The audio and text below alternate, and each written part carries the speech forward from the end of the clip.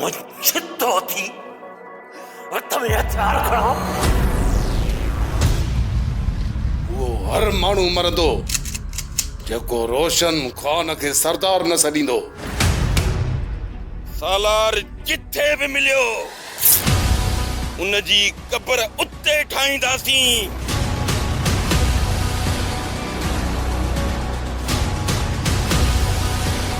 गोलियो छोरीअ खे जो मुझे दुश्मन थी पियो इनखे जिंदा नाहे छॾणो। बस ही ज़ालिम असां के मारे छड़ींदा। सरदार नंगर खान दादली के कौन मारियो हो? भले ज़मीन उठी थी पर ससुए जी शादी दादरे सां कोन थींदी। इन सदोरे के मरण जो ॾाढो शौंक़ आ। हिन दुनिया में रुगो तू ही मुड़स माण्हू बची आई। कमदार हाणे ईंदो असुल मज़ो रांदि खेॾण जो। मौत आहे दादन जो अदा हिन जे लाश खे बाहि ॾियूं। लाजो मुखे डर तो थे त सदोरो नगर खान मां तुझो फोन कंदो।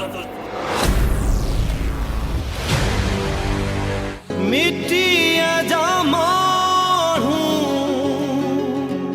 मिट्टिया जा माण्हू। सदोर खे 10 दफ़ा मौत जी सज़ा मिले तब घट आहे। दिलजान हुन सरदार नगर खान जो खून कयो आहे। अहिड़े ज़ालिम खे जीअण जो को हक़ कोन्हे को। केर आहे असांजो ससी केर आहे जेको ज़ालिम जो कंध कपींदो? असां त छोरा आहियूं। पंहिंजी रियासत में यतीम थी वियासीं सरदार साईं खां पोइ। दादर तुंहिंजे ऐं मुंहिंजे रिश्ते खे भाउ गाज़ीआरा कोन था मञनि। ससी तुंहिंजी दिलि छा थी चवे? तोखे दादन क़बूल आहे या न? तूं पंहिंजी ॻाल्हि कर। दादन जानवरनि में एतिरी जुरत ई न आहे जो असांजे मथां हमलो कर। पर हिन सदोरे जो सिर वठणु असां ते फर्ज़ आहे। अहिड़ी ज़िंदगी खां त मौत भलो आहे जमादार। अॼु ताईं असां धरतीअ जा अबोज माण्हू फुरिया आहिनि, लुटिया आहिनि।